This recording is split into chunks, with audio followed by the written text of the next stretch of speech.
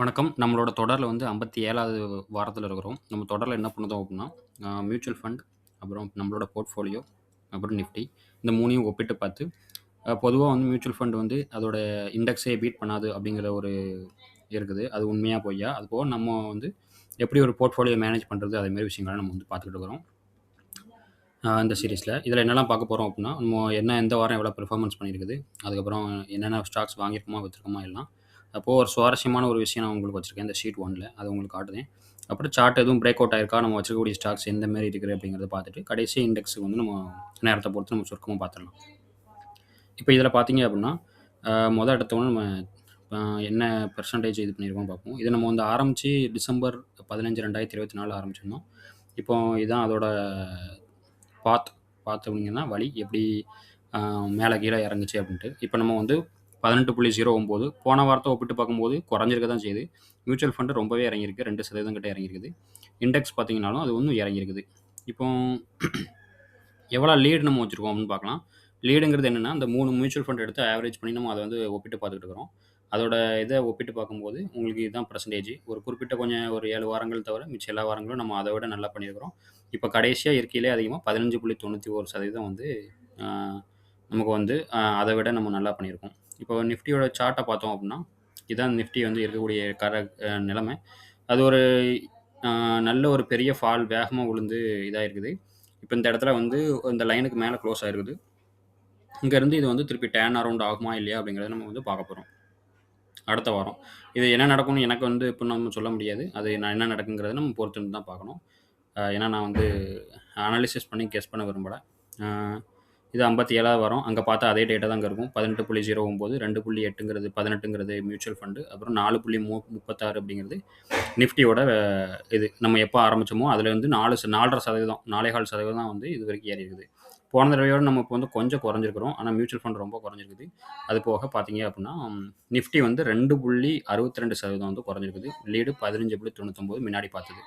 இப்ப இது வந்து என்னன்னா, இந்த டேபிள்ல ரூ. 1,00,00,000 ஒரு ஆள் போர்ட்ஃபோலியோ வச்சிருக்காங்க. எஸ்ஐபி மூலமா போட்டு வச்சிருக்காங்க அப்படின்னா, அதே மாரி ஆளுகளுக்கு மியூச்சுவல் ஃபண்ட விட நம்ம தனியா போட்டதுக்கு, நம்ம சூஸ் பண்ண ஸ்டாக்க போட்டிருந்தாங்கன்னா 15.91 அதாவது லட்சம். 15 இந்த கடந்த 13 மாசத்துல ஒரு ரூ. 16,00,000 வந்து அத விட மியூச்சுவல் ஃபண்ட்ஸ விட பெட்டரா கிடைச்சிருக்கும் அப்படிங்கிறது இதோட இந்த டேட்டா படி. இது உண்மையா என்னன்ட்டு நம்ம வந்து வருஷ கணக்குல பார்க்கும்போது தான் தெரியும். இது வந்து நம்ம எல்லா மியூச்சுவல் ஃபண்டோட நம்ம வந்து ஒப்பிட்டு பார்ப்போம். அது வந்து இந்த ஒரு மாசத்துக்கு ஒரு தடவை இல்ல எப்போ நமக்கு தோணுதோ அப்ப தான் பண்ணுவோம். கடைசியா பார்த்தது 13 டிசம்பர். இது 57வது வாரத்தோட ஒரு என்ன ஸ்டாக்ஸ் வச்சிருக்கோம், என்ன ஏதுன்ட்டு. அதோட கொஞ்சம் டீட்டெயிலா இருக்கும் இதுல. இதுல நம்ம பார்த்தோம் அப்டின்னா, IPCAல இப்ப வந்து ரொம்பவே வச்சுக்கிட்டு இருந்தோம். கடைசியா ஒரு 2, 3 வாரம் முன்னாடி இருக்கும்னு நெனைக்கிறேன். அப்போ வந்து HCLல ப்ராஃபிட் புக் பண்ணிட்டு நம்ம வந்து அத கூட IPCAல வந்து சேர்த்திருந்தோம். IPCAல இப்ப கிட்டத்தட்ட 12% வந்திருக்குது. இப்போ அதோட சார்ட்ட நான் உங்களுக்கு காட்டுதேன் அடுத்த ஷீட்ல. அது புக் பண்ணலாமா என்ன அப்படிங்கிறத நம்ம வந்து பொறுத்திருந்து தான் பார்க்கணும். அடுத்த வாரம் தான் நான் முடிவு பண்ணணும். இது வந்து நம்ம வச்சிருக்கக்கூடிய ஃபண்டோட டீட்டெயில்ஸ், அதோட ஸ்கிரீன்ஷாட். இதான் நம்ம வச்சிருக்கோம். ஒரு லார்ஜ் கேப், ஒரு மிட் கேப், ஒரு ஸ்மால் கேப் 3 வச்சுக்கிறோம். இதோட பெர்சன்டேஜ் பார்த்தீங்க அப்டின்னா, மொத்தமா மிட் கேப் வந்து கொஞ்சம் ரொம்ப மைனஸ்ல தான் இன்னும் இருக்குது. லார்ஜ் கேப் வந்து ஒரு 5%, பந்தன் பேங்க் ஸ்மால் கேப் வந்து 2.73 இருக்குது. இதுக்கு முன்னாடி தான் நம்ம இந்த சார்ட்ல நம்ம என்ன பார்க்குறோம்னா, ஏன் இந்த 3 மியூச்சுவல் ஃபண்டோட நிப்பாட்டுறோம் அப்டின்னு சொல்லி தான் நம்ம ஓவராலா வந்து ஒரு இது பண்றேன். எல்லாத்தையும் கம்பேர் பண்றேன்.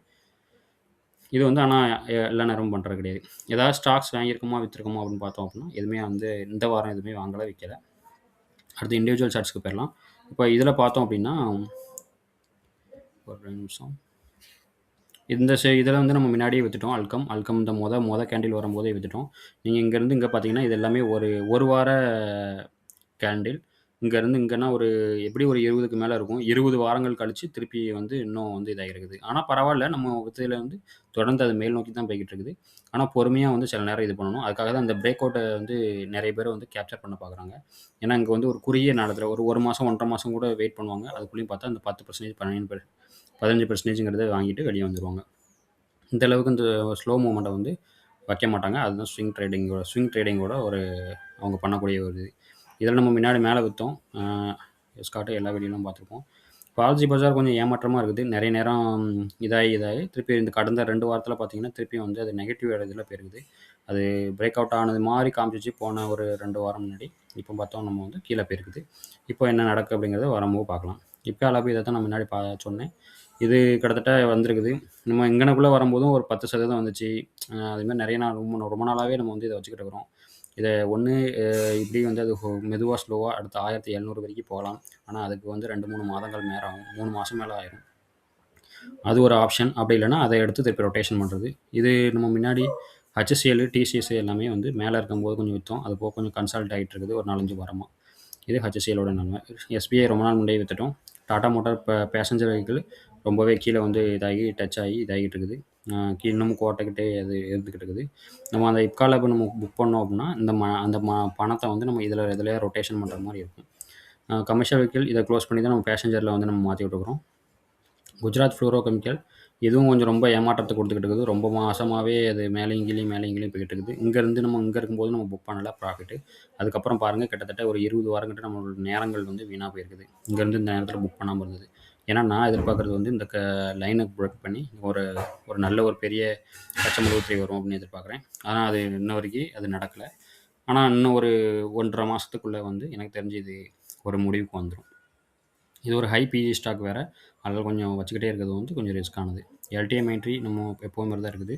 டிசிஎஸ் அது ரொம்ப நாளா கீழ விழுந்ததுக்கப்புறம் கொஞ்சம் ஒரு மேல ஏறி இப்போ திருப்பி அதில கன்சால்ட் ஆயிட்டு இருக்கு. நம்ம HCLலயும் அதே தான் பார்த்தோம். அப்புறம் இது சன்ஃபார்மா ஒரு இதாயிருச்சு. சன்ஃபார்மால இந்த இடத்துல நான் வந்து ஆப்ஷன்ஸ்ல கூட எடுத்திருந்தேன். போன வாரம் ஆப்ஷன்ஸ்னு ஒரு சீரிஸ் வந்து வீடியோ போட்டிருந்தேன். அதில காமிச்சிருந்திருப்பேன். இதில கேண்டில்ல ப்ராஃபிட் புக் பண்ணேன். 2வது கேண்டிலுக்கு நான் வந்து புக் பண்ணல. அது ஏன்னா இது வந்து ஒரு லிக்விடிட்டி வந்து கம்மியா உள்ளது. கொஞ்சம் ரிஸ்க் கொஞ்சம் அதிகம். அதேமாரி பார்த்தீங்கன்னா, மேல போகும்போது பயங்கரமா மேல போயிருக்கு. கீழ போகும்போது பார்த்தீங்கன்னா, இப்போ பயங்கரமா கீழ போய் இருக்குது. அப்புறம் இது இண்டெக்ஸ் பார்த்தோம் அப்படின்னா, நம்ம 16 வாரமா நான் நோட் பண்ணியிருக்கிறேன். அந்த 16 வாரத்தில என்ன இதாயிருக்கு அப்படிங்கிறத உங்களுக்கு காட்டுதேன். 16 வாரத்தில பார்த்தீங்கன்னா, பேங்கிங் தான் வந்து ஓரளவு நல்லா வந்து இதா இருக்கு. அதிலே பிஎஸ்சி பேங்கிங் 16% வந்து இதா இருக்குது. அது போக பார்த்தீங்கன்னா, சோப்பா இருக்கிறதெல்லாம் நீங்க வந்து பார்த்துக்கோங்க. எனர்ஜி இதேமாரி நிறைய செக்டார் இருக்குது. மீடியா ரொம்ப மோசமா இருக்குது. இதுக்கு அடுத்தால பார்த்தா மைக்ரோ கேப் 250 வந்து ரொம்பவே ஒரு 10% இறங்கியிருக்குது. இந்த கடைசி 15 வாரத்தில மட்டும். அப்புறம் எஃப்எம்சிஜியும் ரொம்ப மோசமான நிலைமையில கீழ தான் போயிட்டு இருக்குது. 7% இறங்கியிருக்கு இண்டெக்ஸ். அது வந்து எஃப்எம்சிஜி பெரிய இது. இருந்தாலும் அது 7% இறங்கியிருக்குன்னா கொஞ்சம் அதிகம் தான். அப்புறம் ஸ்மால் கேப் பார்த்தீங்கன்னா, அது நெகட்டிவ்ல தான் இருக்குது. மிட் கேப் பார்த்தீங்க அப்படின்னா 1.1 இருக்குது. நம்மளோட ஃபண்ட் வந்து பார்த்தோம் அப்படின்னா, அது வந்து அந்த அளவுக்கு நெகட்டிவ்ல இருக்குது.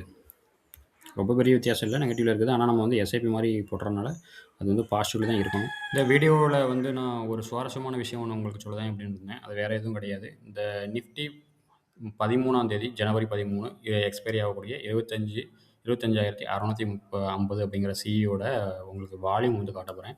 இதில என்ட்ட டேட்டா என்ன இருக்குன்னா, 17 டிசம்பர்ல இருந்தே என்ட்ட இருக்குது. ஓப்பன், க்ளோஸ் எல்லாமே இருக்குது. வால்யூம் நீங்க வந்து ஃபோக்கஸ் பண்ணுங்க. இது வந்து நான் கடைசியா ஒரு காலம் வந்து நானா கால்குலேட்டட் காலம் போட்டிருக்கிறேன். இது என்ன அப்படின்னா, மொத்த வால்யூம் அதோட அப்புறம் இது அந்த மொத்தம் வால்யூம்ல இது எவ்வளோ அப்படிங்கிற பெர்சன்டேஜ் போட்டுக்கிறேன். அப்படின்னா என்னன்னு அர்த்தம் 65 டிவைடட் பை இந்த டோட்டல் மொத்த வால்யூம். அப்படிங்கிறப்போ எல்லாமே 0, 0ன்னு இருக்கும். ஏன் அப்படின்னா, அது வந்து ரொம்ப கம்மியா இருக்குது. ஆனா கடைசி கொஞ்சம் நாட்கள் பார்த்தீங்க அப்படின்னா, டிசம்பர் 30க்கு அப்புறம் பார்த்தீங்க அப்படின்னாலும், கிட்டத்தட்ட நம்மளுக்கு வந்து எவ்வளோ தூரம் பெரிய வால்யூம் இல்ல. என்னைக்கு வரைக்கும் அப்படின்னு பார்த்தீங்க அப்படின்னா, ஜனவரி 6 3/4 வரைக்கும். ஜனவரி 7லேருந்து பார்த்தீங்க அப்படின்னா, அதாவது புதன், வியாழன் இந்த 2 நாள் பார்த்தோம் அப்படின்னா, இதோட வால்யூம் வந்து எப்படி இருக்கும் அப்படிங்கிறத பாருங்க. புதன், வியாழன் இந்த இத மட்டும் பார்த்தீங்க அப்படின்னா, இதில மொத்த வால்யூம் வந்து ரொம்ப அதிகமா இருக்குது. அ எவ்வளோ வால்யூம் இருக்கு அப்படிங்கிறத நீங்க வந்து பாருங்க. அதில வந்து இந்த பெர்சன்டேஜ் வந்து போட்டுக்கிறேன். இதில பார்த்தீங்க அப்படின்னா 99% போட்டிருக்குது. கடைசி 9ஆம் தேதி மட்டும் அ எல்லா மொத்த வால்யூமும் வந்து வந்திருக்குது. இது வந்து உங்களுக்கு காமிக்கணும்னு நெனச்சேன். இத பார்க்கும்போது உங்களுக்கு என்ன தோணுது அப்படிங்கிறது, நீங்க வந்து கமெண்ட்ல நீங்க சொல்லுங்க நீங்களே. நம்ம வந்து திங்கட்கிழமை என்ன நடக்கு அப்படிங்கிறதையும் பார்ப்போம். வால்யூம் வந்து இவ்வளோ தூரம் அதிகமா இருக்குது இந்த இடத்துல. இது திங்கட்கிழமை என்ன நடக்கு அப்படிங்கிறதையும் நம்ம சேர்த்து பார்க்கலாம்.